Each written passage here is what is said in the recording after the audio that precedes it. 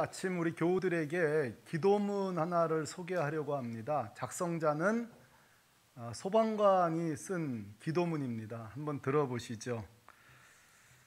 아마 화면에도 글씨 나올 겁니다. 하나님, 뜨거운 화염 속에서도 한 생명을 구할 수 있는 힘을 주소서. 너무 늦기 전에 어린아이를 감싸 안을 수 있게 하시고 공포에 떠는 노인을 구하게 하소서. 늘 깨어 가냘픈 외침까지도 들을 수 있게 하시고 신속하게 화재를 진압하게 하소서. 다만 제 자신을 구할 수 없을 때에 사랑하는 아내와 아이들을 돌보아 주소서. 1958년도 미국의 한 소방관이 작성한 정말 그 생사를 넘나드는 화염 속에서 드려진 절박한 눈물의 기도문이 아닐 수 없습니다. 실제 제가 아는 지인 중에 남편이 소방사이신 분은요, 한 번도 편하게 잠을 자본 적이 없대요. 특별히 출동이 있는 날 눈을 잠을 자지 못하고 그 남편을 향하여서 다른 기도는 사치래요. 꼭 한 가지만 구한대요. 하나님, 내 남편 좀 살려주세요. 오늘 무사히 돌아오게 해주세요. 다른 기도는 하지 않는데요. 오늘 하루 살아서 돌아오게 해주십시오. 여러분, 이게 아마 모든 소방관들의 인생, 그 가족들의 늘 염원이라고 생각해요. 아까 사진도 잠깐 보셨습니다만 여러분, 인간의 본능이 불 앞에서 도망치는 게 본능 아니에요? 그런데 오늘 모든 이 땅의 소방관들은 현장에 도착하자마자 그 불 속으로 주저함 없이 뛰어 들어가는 이유는 무엇일까요? 누가 이렇게 불 속으로 쉽게 들어갈 수 있겠어요? 그들의 주저함 없는 이유는 화재 난 후 그 10분이 바로 그 안에 있는 생존자를 살릴 수 있는 골든타임이기 때문에 그렇습니다. 대부분 화재 사고가요, 화염이 아니에요. 먼저 질식사를 하고 그 다음에 사상을 당하는 거죠. 그러니까 발발 이후에 그 10분이 바로 사람을 꺼낼 수 있는 생명을 다투는 골든타임이에요. 우리가 길을 걷다 보면은 구급차들이 신호까지 위반하면서 쏜살같이 달려가는 이유가 뭐죠? 그 환자를 골든타임 내에 응급실에, 중환자실로, 응급실로 들여보내기 위한 거죠. 우리 교회 상담사들이 여러 분 계신데 어떤 분이 그래요. 목사님, 상담에도 골든타임이 있다는 거예요. 무슨 말인가 했더니만 가끔씩 자신이 극단적인 행동을 하기 위해서 SNS나 이런 데 글을 올리고 나면 반드시 24시간 내에 만나야 된다는 거예요. 그래서 자신의 그 마음 상태를 노출시킨 거예요. 그런 극단적인 행동 전에 만나야 된다는 거죠. 여러분, 그런데 말이죠, 신앙생활에도 골든타임이 있는 거 아십니까? 영적 침체가 우리에게 찾아옵니다. 시험도 들고요, 낙심도 되고요, 절망도 될 때에 내버려 두면 안 돼요. 그 골든타임 때 회복이 돼야 됩니다. 근데 우리 주변에 보면 적절하게 그 낙심과 시험과 절망이 왔을 때에 회복되지 못해서 지금까지도 신앙생활 안 하는 분들이 우리 주변에 종종 있습니다. 저는 이것을 영적 회복의 골든타임이라고 말하고 싶어요. 특별히 이단을 접촉했다는 거는요, 진짜 골든타임은 짧습니다. 이단은요, 접촉하는 순간에 바로 끊어줘야 돼요. 바로 중단시켜줘야 된다고요. 제가 말 나온 김에 좀 우리 교우들에게 부탁하고 싶어요.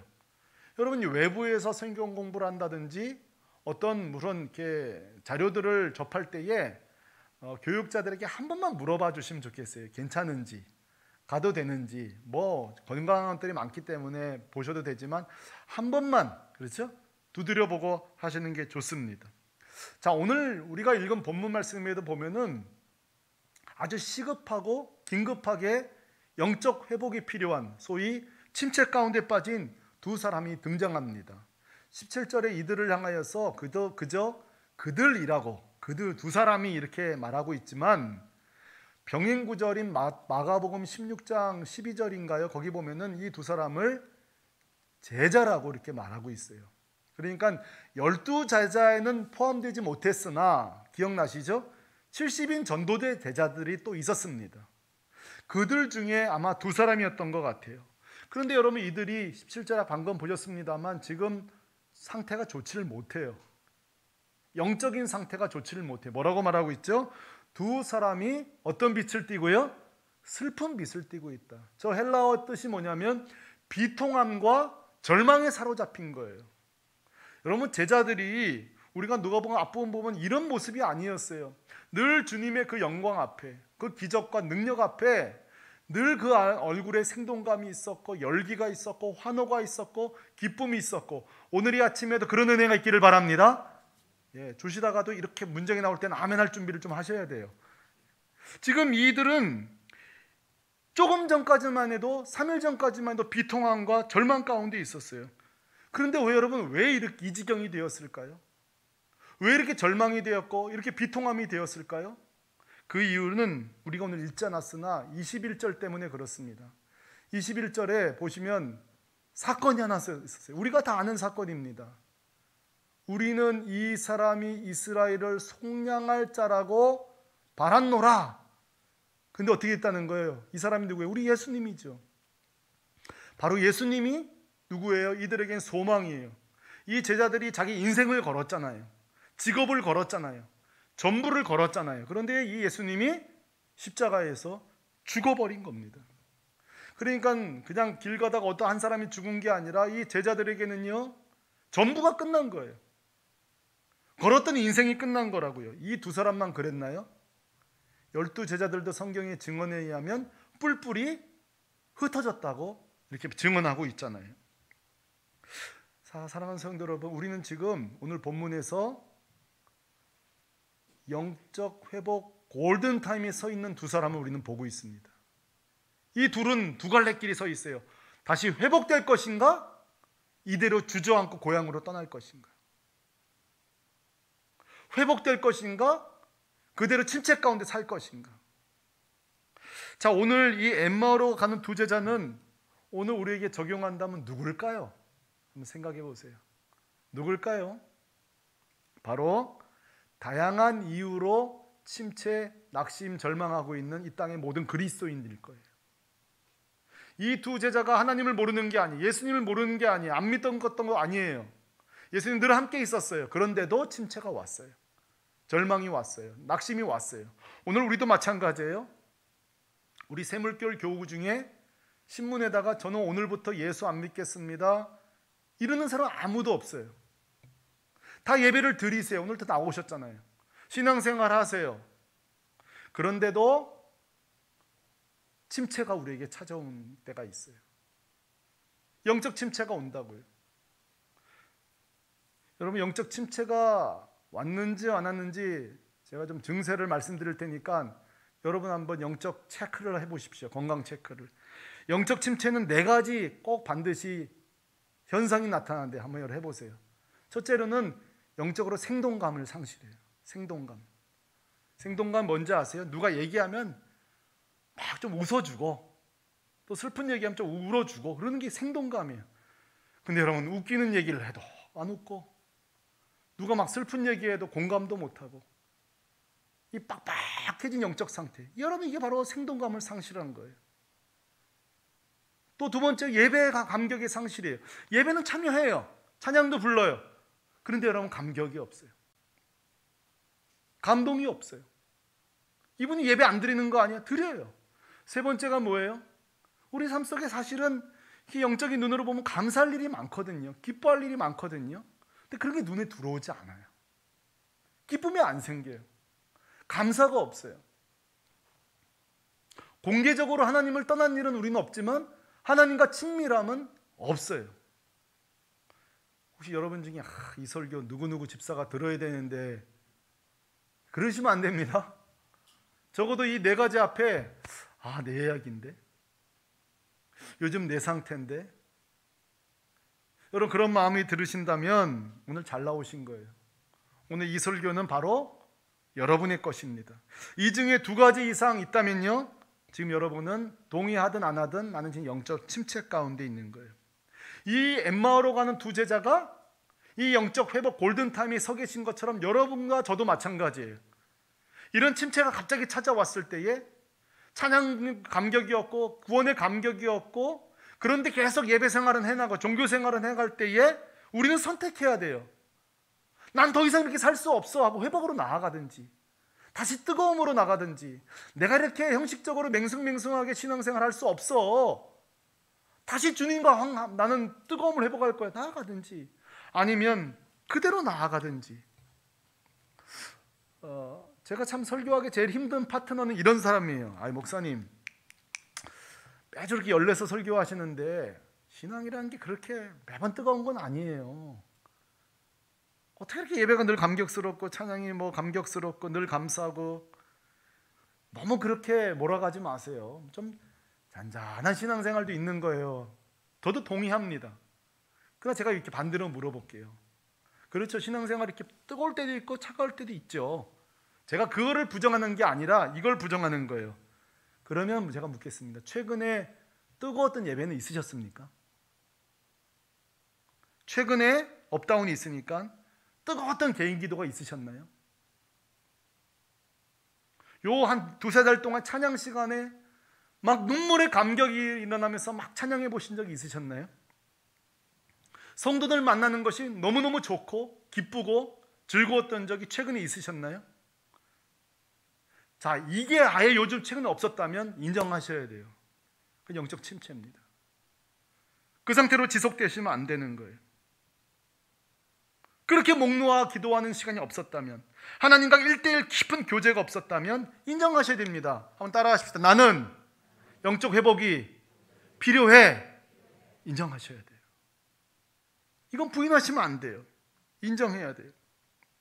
저는 과연 오늘 이 두 제자를 바라보면서 이런 질문을 던져봐요. 과연 이 두 제자가 회복될 수 있을까? 보세요. 지금 이들은 그 제자 코어 그룹, 핵심 그룹도 아니에요.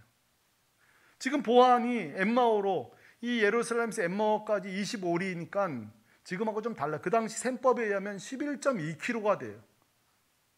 이 거리를 길어가는 동안에 지금 보니까 보안이 누가 찾아올 사람이 없어요. 이 사정을 지금 아는 것 같지도 않아요. 이렇게 침체된 걸 누가 알아주는 이도 없는 것 같아요. 과연 이들이 회복할 수 있을까? 이 질문을 던져봐요. 이 질문을 우리에게도 던져보십시다. 사랑하는 교회 여러분, 우리가 다시 회복할 수 있을까? 목사님, 나 정말 청년 때로 돌아가고 싶어요. 나 그 결혼 초기 때로 돌아가고 싶어요.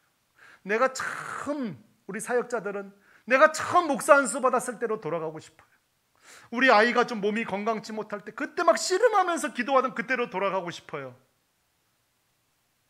묻습니다. 과연 우린 돌아갈 수 있을까요? 회복될 수 있을까요? 계속 그때만 추억해야 될까요? 제가 오늘 감히 말합니다. 우리는 회복될 수 있습니다. 그때로 돌아가는 것이 아니라, 지금 이 자리에서 우리는 다시 회복될 수 있습니다. 그때보다 더 회복될 수 있습니다. 그 이유가 뭔지 아십니까? 오늘 15절에 주님의 태도 때문에 그렇습니다. 오늘 15절에 이렇게 말하고 있습니다. 이들이 낙심하여 떠벅떠벅 엠마오로 걸어갈 때에 어떤 일이 벌어집니까? 그들이 서로 이야기하며 문의할 때에 누가 가까이 이르러? 예수께서 가까이 이르러. 여러분, 주님이 지금 찾아오신 거예요. 이 두 사람의 소식을 누가 전달해 줬을까요? 이 상태를 누가 알려줬을까요? 아니요. 부활하신 주님은 정확하게 꿰뚫어 보고 있는 거예요. 성도 여러분, 여기서 하나 인정하십시다. 오늘 우리가 지금 예배 드리고 있잖아요. 근데 우리 주님은 정확하게 아세요. 어떻게 예배 드리고 있는지, 어떤 마음으로 예배 드리고 있는지, 어떤 태도로 예배 드리는지 주님은 아세요. 근데 하나 중요한 거는, 아이고 저놈 침체됐네, 넘어져 있네, 주님은 우리를 경홀히 여기지 않으신다는 거예요. 이 두 사람을 향하여 주님은, 뭐 제자가 너희들밖에 없냐? 70인 전도대도 있고 내가 많은데 앞으로 120명도 나올 건데, 그리고 포기하지 않으셨어요. 성경은 이름도 기록하지 않아요. 두 사람이라고 해놨어요. 그런데 주님은요, 이들의 영적 침체를 언젠가는 회복되겠지, 시간에 맡기지 않으셨어요. 주님이 찾아오셨습니다. 만나러 오셨다고요. 나중에 회복될 걸 기다리지 않으셨어요. 성도 여러분, 주님은 누구십니까? 소망을 잃은 자, 침체된 자, 절망 속에 있는 자를 찾아오시는 분입니다. 성경 이야기가 다 그런 거 아니에요?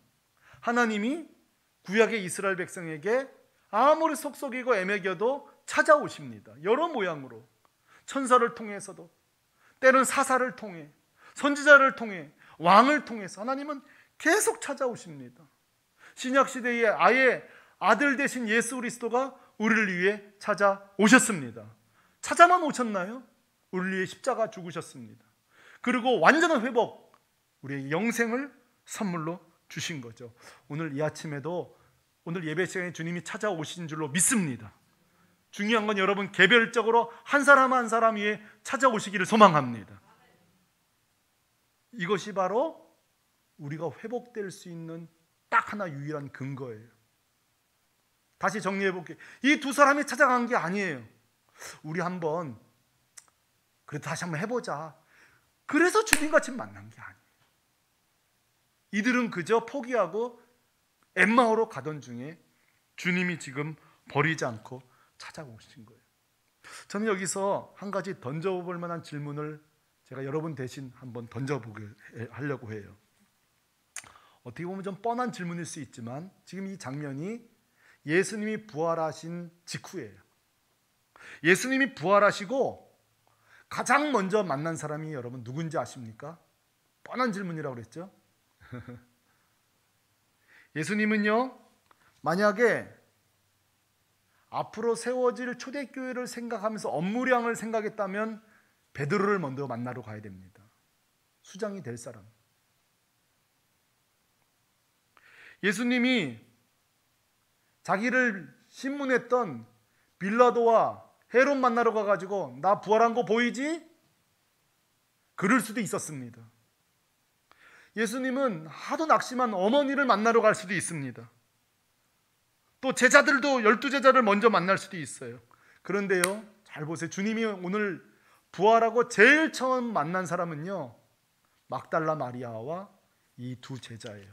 12명에도 들어가지 않는 익명의 이 두 사람. 그러니까 예수님의 우선순위는 누구예요? 낙심한 자예요. 살릴 사람을 먼저 찾아오는 거예요. 제가 예전에 이렇게 주례를 한 가정이요, 좀 특이해요. 제가 주례를 하지만 이 신랑 측이 캐톨릭 집안이에요. 저는 그때 처음 알았어요. 여러분 그 로마 교황청에서 각 나라의 가정마다 세인트 패밀리를 주는 거 아십니까? 저도 그때 처음 알았어요. 우리나라에 뭐 한 7가정이 있다더라고요. 어떤 기준인가 보니까 집에 뭐 순교자가 있다든지 뭐 이런 건데, 이 가정이 바로 김대건 신부의 친척되고 뭐 굉장하더라고요. 순교자가 여러 명 나왔고 신부 가정의 신부들도 많이 나왔고 대단한데, 교황 바오로 2세라는 분 아시죠? 그분이 우리나라에 1984년도에 한 번 왔고 89년도에 2번 왔는데 와가지고 이 가정을 만났다는 거. 어느 나라를 가든지 그 세인트 패밀리를 임명해 준 가정을 만났다는 거. 그러면서 제가 그때 주례할 때에 그 전에 만났을 때 막 자랑을 한참 하시더라고요. 교황 바오로 2세가 우리 집을 찾아왔다고 하면서 우리를 만나줬다고. 전 자랑스럽죠. 대단하죠. 그럼 한번 질문 던져볼게요. 주님이 오늘 한국 땅에 온다. 그럼 누굴 제일 먼저 만날까요? 지난번에 했던 성경 퀴즈 대회도 1번 교단 총회장, 2번 대형교회 목사. 그러면 전 못 만나러 올 게 뻔해요. 3번 순교자 많은 집안, 4번 헌금 많이 한 사람. 답이 있어요? 있을 수도 있을 것 같은데요. 천만에요. 주님은요, 지금 다시 오신다면 우선순위요, 회복이 필요한 여러분입니다. 상한 영혼들입니다. 급한 순서입니다. 깨진 마음들이에요. 누가복음 15장에도 나오잖아요. 참, 누가복음 15장에 바보 같은 장면이 하나 나옵니다. 그게 뭐죠?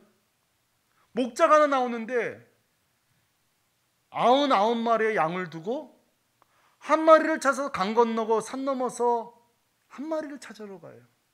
이거는요, 그 당시 이 얘기를 듣는 청중들은요, 저런 바보 같은 목자가 어디 있어 이럽니다. 그 당시에 목자들은 30마리에서 70마리 양을 위탁받아 가지고 1년 동안 키워서 양새끼 나고 몇 마리까지만 키워내고 더 키워내면 내 거가 되는 거고, 잊어버리면 늑대가 잡아갔다고 해보면 되는 거예요. 그 10마리에서 20마리, 5마리에서 10마리까지인가 몇 프로는 상실해도 주인이 뭐라고 안 해요.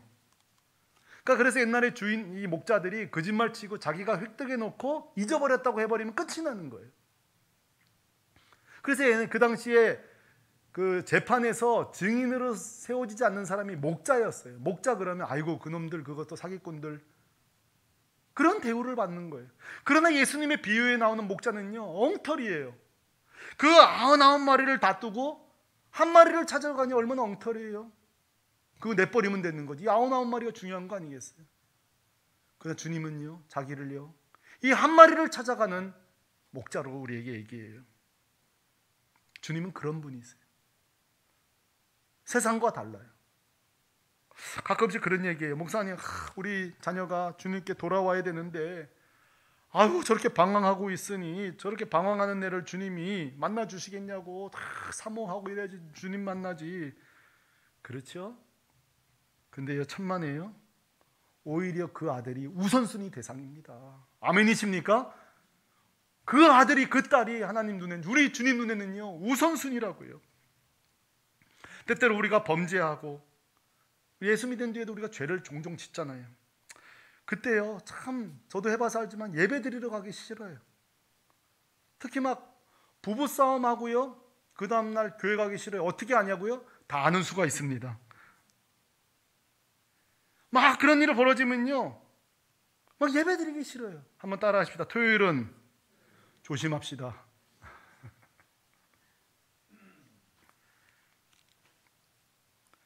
꼭 우리가 범죄하고 죄짓고 이럴 때에 이상하게 하나님 만나러 오기 쉽지 않아요. 그런데요, 그날 더 만나러 오셔야 돼요. 그날 오히려 주님이 기다리세요. 그래서 여러분, 다윗이요, 시편 51편을 보면 그 50편 앞뒤로가 다 다윗이 밧세바를 범하고 엄청난 죄를 졌을 때 쓴 시잖아요. 그때 다윗도 그랬을 거예요. 내가 이게 밧세바를 취하고 하나님 만나는 게 맞아? 내 제사 과연 받으실까? 근데 다윗이 하나님께 나아갑니다. 왜 어떻게 나아가는지 아세요? 시편 51편 17절, 제가 쉬운 성경으로 찾아왔는데요, 한번 같이 우리 하나님 마음을 한번 살펴보시죠. 읽겠습니다. 시작. 하나님께서 바라시는 제사는 깨어진 마음입니다.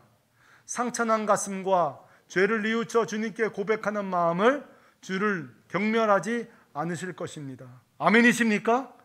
하나님 어떤 마음 좋아하세요?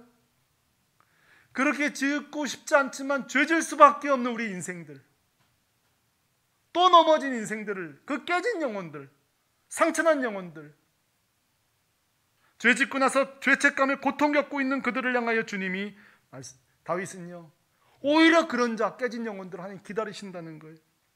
그러므로 사랑하는 교회 여러분, 자꾸 주님 앞에 나올 때에 아이고 내가 이렇게 엉망진창인데 주님 앞에 나아가야 될까 자격이 떠오를 때마다, 아니요, 당장 더 뛰어나오십시오. 당장 교회로 뛰어나오십시오. 혹시 교회로 못 오실 것 같으면요, 그 현장에서 바로 무릎을 꿇으십시오. 그리고 상한 마음을 주님께 드리십시오. 주님, 나는 지금 엉망진창입니다. 또 범죄했습니다. 또 내가 배우자로서 자녀로서 사람 구실을 못했습니다.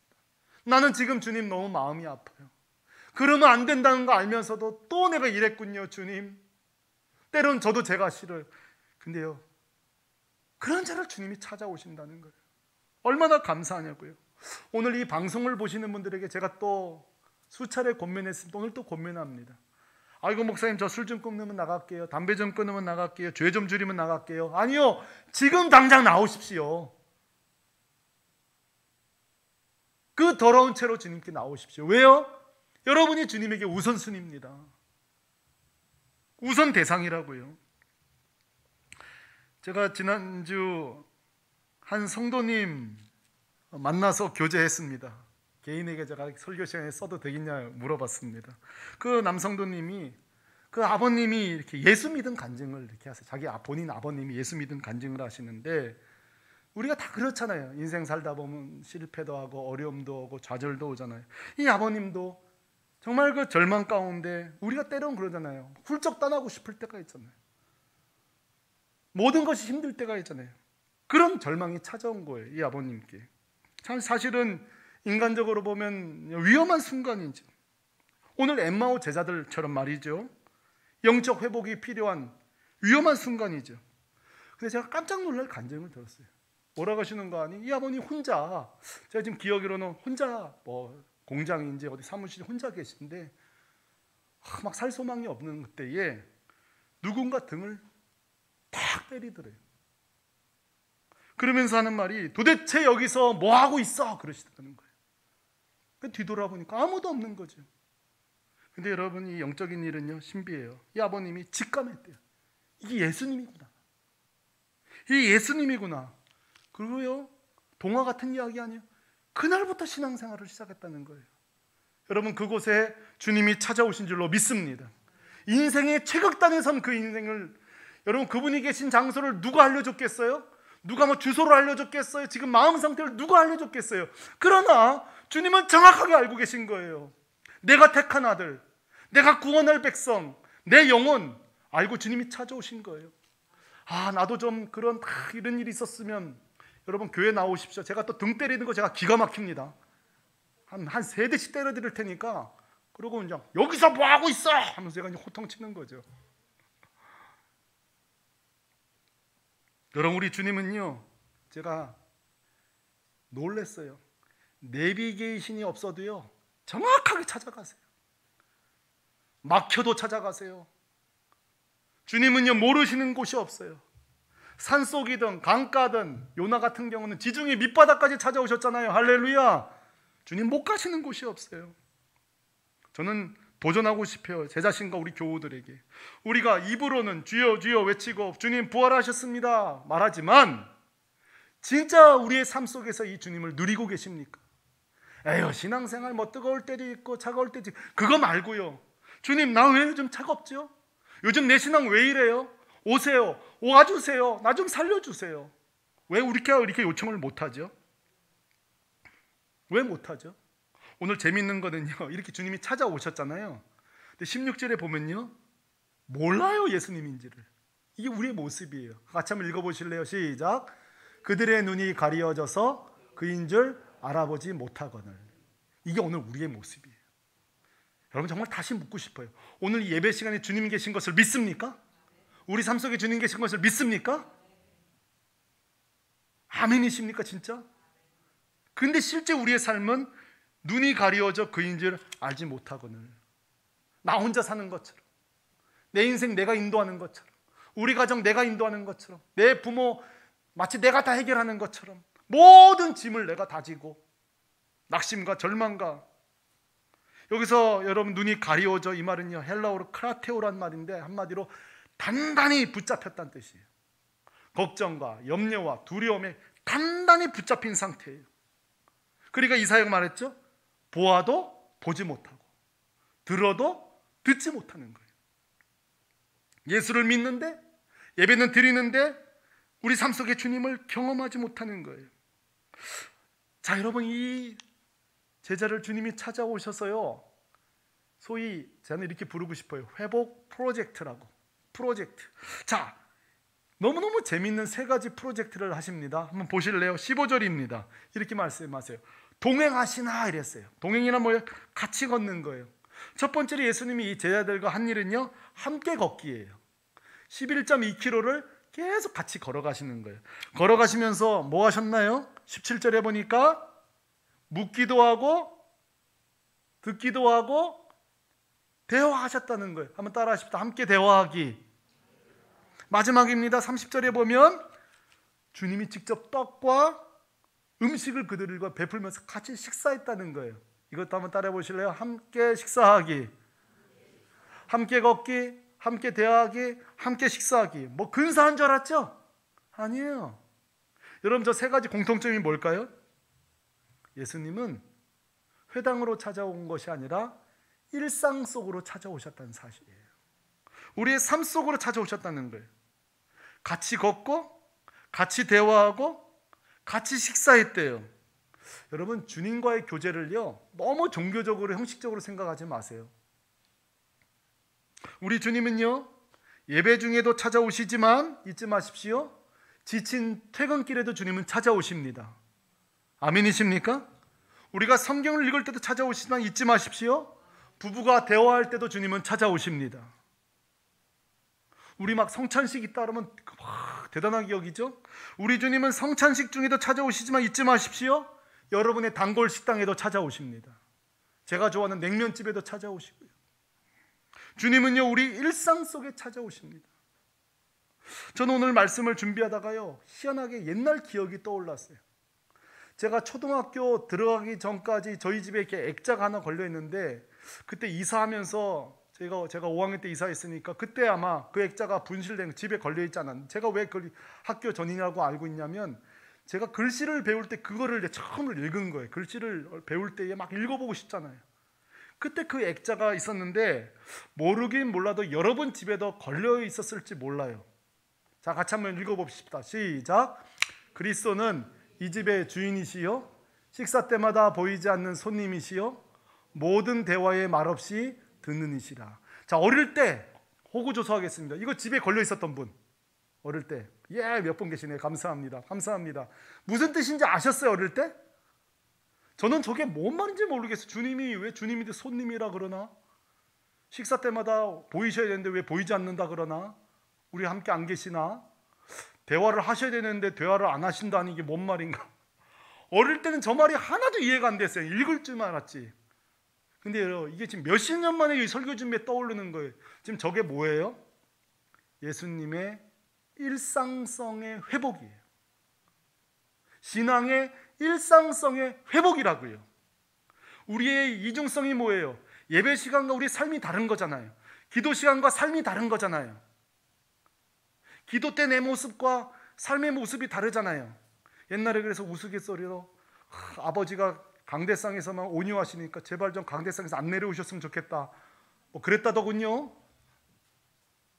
매주 대표 기도했으면 좋겠다 그랬다고. 그 주간에 이제 좀 부드러우니까. 이게 뭐예요? 일상성을 상실한 신앙 아니겠어요? 오늘 주님이 하신 일이 뭘까요? 예배 시간에 찾아온 게 아니에요. 그들의 삶 속으로 찾아온 거예요. 식사를 같이 한 거예요. 주님이 원하는 게 뭐예요? 하루하루 매일 순간순간 회복이 어떤 부흥회라든지 어떤 장소에서 벌어진 게 아니라 주님과 함께 걸어가는 그 길을. 오늘 그러므로 여러 가지 숙제가 많습니다. 여러분, 퇴근길에도 주님을 만나시기 바랍니다. 그 지친 순간에 오늘 주님, 그 드라마 송중기처럼 오늘 주님, 오늘도 그 어려운 걸 제가 해내네요, 다 그러면서 말이죠. 주님, 오늘도 참 버거운 하루였지만 주님 도와주셔서 감사해요. 그럼 돌아오는 거예요. 일상성을 회복하는 거예요. 오늘 31절 보니까요, 이 만남은요, 이 두 제자에게 놀라운 일이 벌어졌어요. 그들의 눈이 어떻게 했다고요? 밝아져. 그인 줄, 예수님인 줄 알아본 거예요. 그게 끝이 아니에요. 33절에 보니까 엠마오로 가던 사람이 back to 예루살렘으로, 다시 돌아가기로, 다시 소망을 갖기로, 다시 믿기로, 다시 주님의 사람이 되기로. 그게 끝이 아니에요. 35절 보니까 제자들에게 찾아가서 나 주님 만났다. 어디서? 길에서, 내가 사는 일상 속에서 주님을 만났다고 소개합니다. 사랑하는 우리 새물결 교우 여러분, 영적 침체와 위기와 절망이 올 수 있습니다. 그러나 절대 그대로 계시면 안 됩니다. 주님과 함께 회복되시기를 바랍니다. 다시 여러분의 젊은 시절, 아니요, 그 이상으로 주님 회복시킬 수 있습니다. 선용하십시오. 찬양 시간에, 예배, 기도회, 교회 프로그램들 활용하십시오. 그리고 교회 오실 수 없거든 매일매일마다 이 영적 골든타임을 놓치지 마십시오. 주님은 사모에도 오시지만 이렇게 사모함도 없는데도 찾아오셔서 회복시키고야 마시는 주님. 요즘 우리가 코로나19 때문에요, 막 슬프고 답답한 분들이 한둘이 아니에요. 이 코로나에 갇혀가지고 얼마나 고통스러운지 몰라요. 그러나 그때가 회복의 시간입니다. 주님의 우선순위 대상인들이십니다. 주님 하고 부르기만 하면 오셔서 오손도손 대화하시고 양식을 주시고 힘 주시는 이 주님을 아유 주일 언제 오나가 아니라 여러분 일상 속에서도 매일 누리게 되시기를 주 예수 그리스도의 이름으로 축원합니다. 우리 같이 자리에서 일어나겠습니다. 오늘 부를 찬양은요 마치요 예수님이 오셔서 딱 솔로로 불러주시면 딱 좋을 말씀 찬양 같아요. 이 가사가 예수님이 우리를 불러주시면 참 좋겠다 싶어요. 주님이 이렇게 말씀하시네요. 왜 슬퍼하느냐? 왜 걱정하느냐? 오늘 예화 들었던 것처럼 여기서 뭐하고 있냐? 뭘 두려워하냐?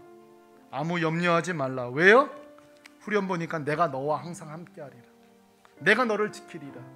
내가 붙들리라. 내가 너 일상 속으로 함께하리라. 자, 오늘 이 찬양 부를 때에 우리 입으로 부르지만 주님이 우리에게 들려주신다고 생각하고 주님과 일상으로 대화하면서 이 찬양 같이 부르시면서 주님과 시간 갖기를 소망합니다. 주님이 우리에게 이렇게 묻습니다. 왜 슬퍼하느냐? 왜 슬퍼? 주님이 또 우리에게 이렇게 물으십니다. 왜 걱정하느냐? 왜 걱정하느냐?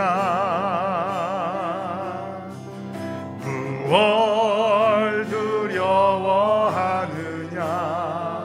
너무 위로가 되죠? 아무 염려.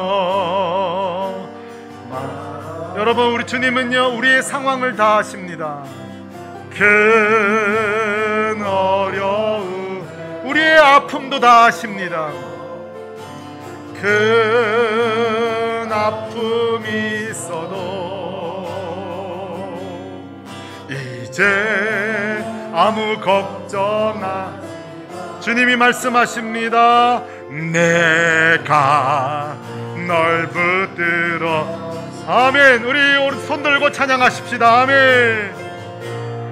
내가 너라 항상 함께하리라. 내가 너를 지키리라. 실망치 말고 나를 보아라. 나는 너의 주님이 말씀하십니다. 내가 너와 항상 함께하여. 아멘. 내가 너를 지키리. 아멘. 실망치 말고 나를 봐라. 나는 너의 하나님이. 사랑하는 성도 여러분, 이제 우리 같이 한번 기도할 때에 주님은 우리 침실에 찾아오십니다. 여러분 그 식탁에서 속상해서 우신 적 있죠? 그곳에 주님이 찾아오십니다. 낙심해서 혼자 밥 먹을 때에, 일이 잘 안 돼서 사무실에 혼자 우두커니 하늘을 바라볼 그때에도 주님은 찾아오세요. 대화를 시도해 보세요. 대화를 요청해 보세요. 주님이요, 너 왜 여기 이러고 있어? 내가 있잖아. 내가 돕고 있잖아. 말씀하실 것입니다.